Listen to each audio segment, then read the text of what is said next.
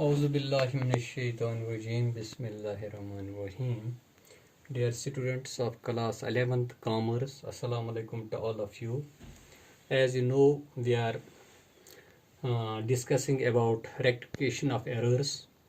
तो इस rectification of errors के हवाले से दो lectures already deliver हो चुके हैं. तो आज एक न्यूमेरिकल क्वेश्चन का इंतखाब हुआ है. तो इस न्यूमेरिकल क्वेश्चन को हम यहाँ पर सॉल्व करेंगे. यहाँ पर न्यूमेरिकल क्वेश्चन जो है वो है ये, हम देखेंगे कि किस तरह से हम इन एरर्स की रेक्टिफिकेशन कर सकते हैं. क्वेश्चन है give journal entries to rectify the following errors. Number A, computer purchased for ₹27,000 has been wrongly passed through purchase book. और दूसरी ये है नंबर सेकंड जो है, that is ₹1,500 paid as carriage for the newly purchased machinery posted to carriage account. Or C, payment of ₹2,800 for salaries has been posted twice in the salaries account. D है ₹5,200 recorded from received from A has been credited to B's account. और ई है repairs made were debited to machinery account for ₹1,600. और F है goods purchased from P for ₹8,000 was recorded in purchase book as ₹800. G, a bill is receivable of ₹6,000 received from M was wrongly passed through bills payable. तो अब इसका हम solution करेंगे और देखेंगे कि किस तरह से हम इसकी रेक्टिफिकेशन ऑफ एरर्स करेंगे. तो इस सिलसिले में यहाँ पर हम पहले रॉन्ग एंट्री देखेंगे कि रॉन्ग एंट्री क्या है, और उसके बाद रॉन्ग एंट्री के बाद करेक्ट एंट्री, और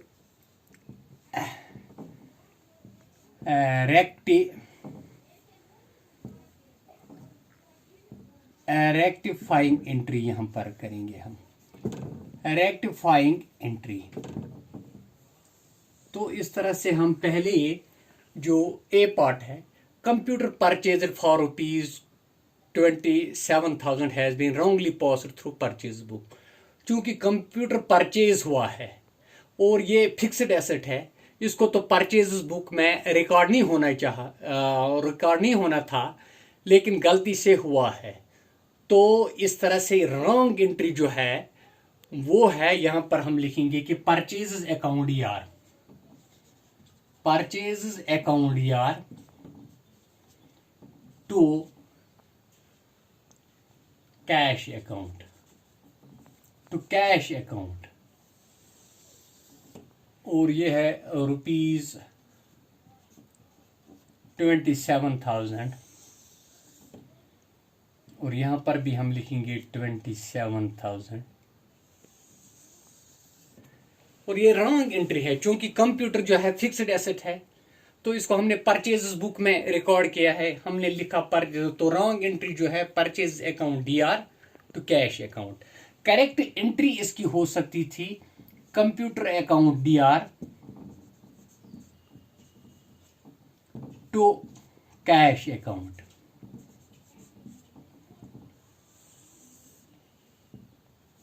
$27,000.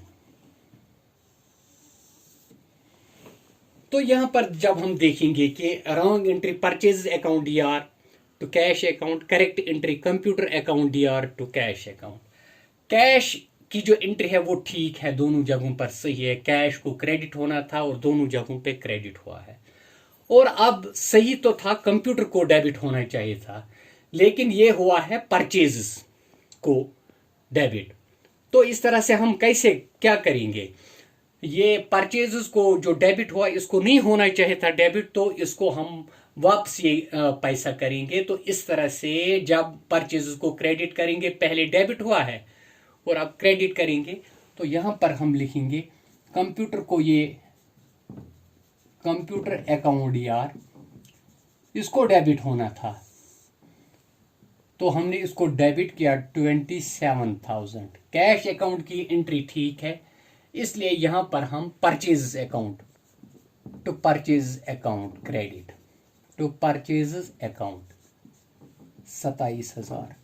तो इस तरह से ये रेक्टिफाई हुआ, ये परचेज जो डेबिट हुआ था अब यहां पर रेक्टिफाई हुआ, इसको क्रेडिट हमने कर दिया। तो इस तरह से ये एरर जो है वो रेक्टिफाई हुई, वो दूर हुई, ये रेक्टिफाई, ये एरर हुई।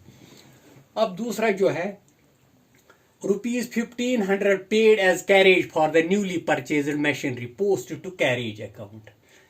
यहां पर कैरेज 1500 का जो है ये कैरेज अकाउंट में इन्होंने रिकॉर्ड किया है, लेकिन ये न्यूली परचेज्ड मशीनरी, आपको ये याद रखना चाहिए कि जब हम कोई एसेट परचेज करते हैं तो जब तक वो इंस्टॉल नहीं होता है, इंस्टॉलेशन तक जितने भी चार्जेस हैं वो मशीनरी अकाउंट में ही जाते हैं, और जब फिर इंस्टॉलेशन के बाद अगर कोई खर्चा होगा तो फिर वो अलग उस अकाउंट में जाता है।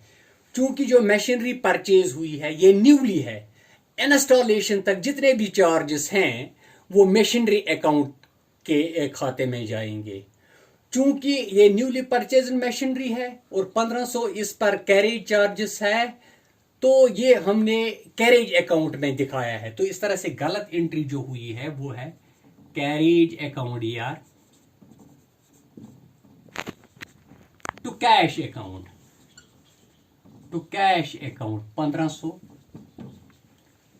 और इसकी राइट एंट्री जो है, करेक्ट एंट्री होनी चाहिए थी मशीनरी अकाउंट, क्योंकि अभी ये खर्चा मशीनरी ही में ही, मशीनरी अकाउंट यार, चूंकि अभी हमने इंस्टॉल मशीनरी नहीं किया तब तक जितने भी खर्चे हैं वो मशीनरी अकाउंट के खाते में जाएंगे।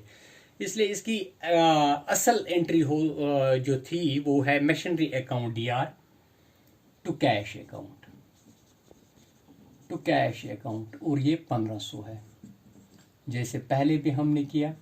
यहाँ पर देखते हैं कैश अकाउंट सही एंट्री हुई है, और यहाँ पर पहली गलत हुई है, कैरेज अकाउंट को डेबिट हुआ जबकि मशीनरी अकाउंट को डेबिट होना चाहिए। तो इस तरह से मशीनरी अकाउंट में रेक्टिफिकेशन में हम मशीनरी अकाउंट को डेबिट करेंगे और कैरेज को क्रेडिट, इस तरह से कैरेज को अपना वो वापस मिलेगा। तो हम लिखेंगे यहाँ पर इसकी rectifying entry, machinery account DR to carriage account, और ये 1500। तो इस तरह से ये एंट्री भी रेक्टिफाई हुई। अब थर्ड है payment of ₹2800 for salaries has been post twice to salaries account. Salary account में पोस्ट हुआ है लेकिन 2 बार। तो इस तरह से हम इसकी एंट्री ऐसे हो सकती, सैलरीज अकाउंट यार टू कैश अकाउंट, और ये गलत हुआ है, ये 2 बार इसमें ये रिकॉर्ड हुआ है। तो 2800, ये 2800, ये बनेगा 5600, क्योंकि 2 बार इसमें ये रिकॉर्ड हुआ है 5600, जबकि करेक्ट एंट्री थी सैलरीज अकाउंट यार टू कैश अकाउंट 2800। तो कैश में 2800 ज्यादा क्रेडिट हुआ है और सैलरीज में 2800 ज्यादा डेबिट हुआ है। यहां पर एक्चुअल एंट्री ये है, इसलिए ये होना चाहिए था सैलरीज में 2800 और कैश में 2800। चूंकि सैलरीज में ज्यादा 2800 डेबिट हुआ है और कैश में 2800 ज्यादा क्रेडिट हुआ है, इसलिए कैश से हम 2800 रुपए वापस लेंगे। तो हम इसकी रेक्टिफाइंग एंट्री में लिखेंगे कैश अकाउंट यार, तो 2800 इसका डेबिट हुआ, तो फिर वहां 2800 ही रह गया क्योंकि 5600 डेबिट था, 2800 वापस लिया। ऐसे ही salaries account to salaries account 2800, यहां पर सैलरीज में ज्यादा डेबिट हुआ था 5600 और इसलिए क्रेडिट यहाँ पर जब हमने सैलरीज को 2800 किया तो अब बराबर ये 2800 रह गया। तो इस तरह से ये एंट्री भी रेक्टिफाई होगी। तो फिर डी जो है ₹2500 received from A has been credited to B's account. ₹5200 received from A has been credited to B's account. तो इस तरह से हम देखेंगे कि गलत हुआ है, बी के खाते में ये क्रेडिट हुआ है, जबकि ये ए के खाते में, ए से हमने रिसीव किया था तो ये ए के खाते में होना चाहिए था। तो इस तरह से हम लिखेंगे बीज अकाउंट यार to cash account, to cash account 5200 actual entry थी, करेक्ट एंट्री थी ये एज अकाउंट यार, एज अकाउंट यार, नो सॉरी, ये रिसीव हुआ है कैश। तो हम लिखेंगे यहां पर रिसीव जब कैश आया है तो कैश अकाउंट यार, कैश अकाउंट यार to B's account 5200 actual entry थी कैश अकाउंट यार 5200 टू एज अकाउंट 5200। तो इस तरह से कैश अकाउंट की एंट्री ठीक है, लेकिन ये क्रेडिट होना चाहिए था ए को, हुआ है बी, गलत। बी को ये नहीं होना चाहिए था, हुआ है, इसको गलती से हुआ है। तो एक्चुअली में ये ए को क्रेडिट होना चाहिए। अब हम इसमें एक बात कर सकते हैं, क्योंकि बी को यहाँ पर 5200 क्रेडिट हुए हैं, इसे ये वापस लेंगे तो डेबिट करेंगे बीज अकाउंट यार टू एज अकाउंट। बी से जब हम वापस लेंगे और ए के अकाउंट में ये क्रेडिट करेंगे 5200।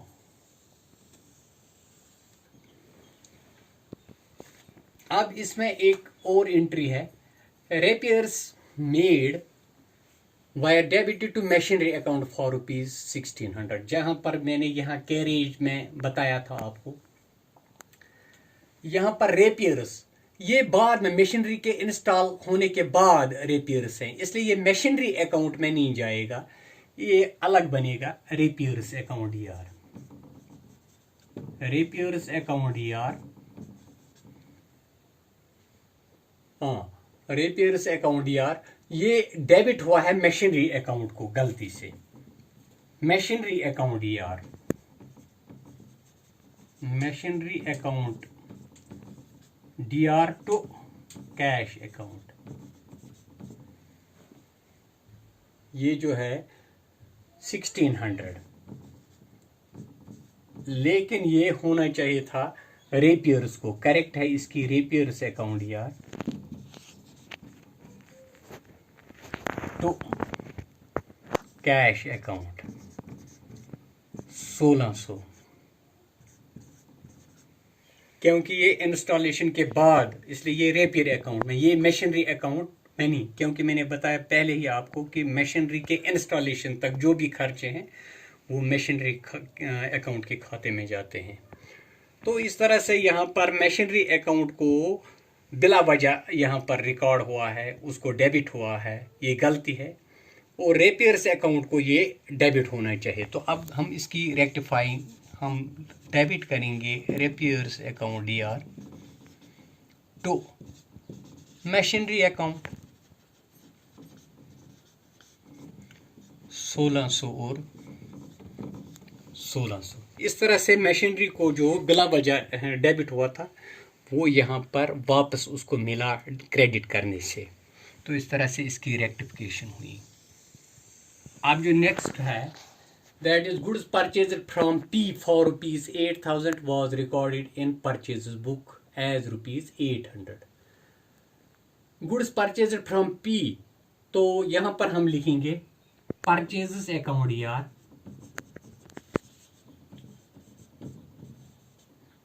To P's account.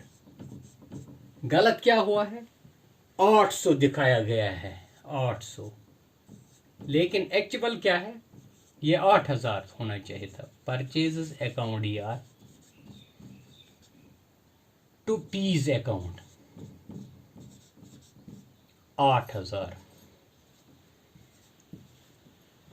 इसलिए परचेजेस में डेबिट हुआ है 8,000 के बजाय 800, यानी 7,200 कम डेबिट हुआ है।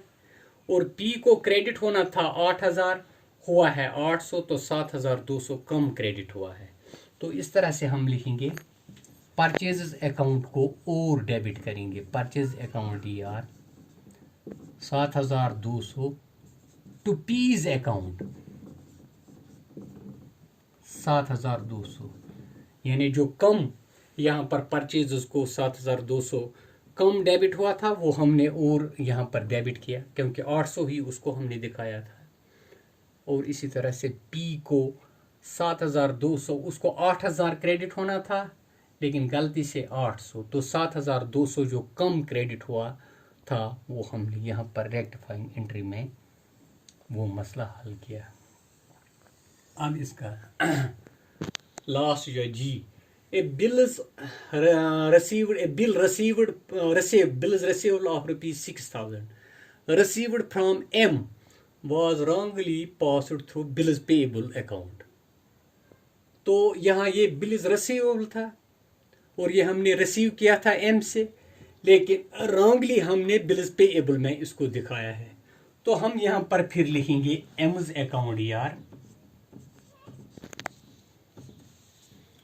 टू बिल्स पेएबल, ये गलत हुआ है, टू बिल्स पेएबल अकाउंट, ये 6,000 है। तो एक्चुअल क्या था, ये बिल्स रिसीवेबल अकाउंट, यानी ये एसेट था।